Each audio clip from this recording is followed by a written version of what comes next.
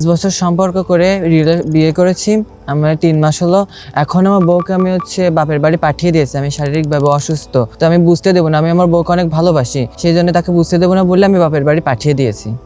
আপনি যে শারীরিকভাবে দুর্বল, আসলে কি কি সমস্যা আপনি ফেস করেন? আসলে আমি টাইম পাই না বেশি, আর দূরত্ব আমার বের হয়ে যাচ্ছে।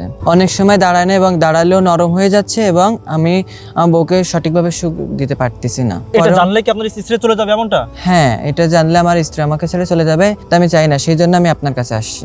আপনিও যদি আমার এই সম্মানিত রোগীর মতো শারীরিক দুর্বলতায় ভুগে থাকেন, আপনার শারীরিক দুর্বলতা দ্রুত বের হয়ে যাচ্ছে, টাইম একেবারে কম, দাঁড়ায় না, দাঁড়ালে খুব সহজে নরম হয়ে যায়, দুর্বলতা কাজ করে, পারিবারিকভাবে আপনি অসুখী আছেন, আপনি এই সমস্যায় দীর্ঘদিন যাবৎ ভুগতেছেন, কিন্তু সঠিক সমাধান আপনি কোথাও পাচ্ছেন না।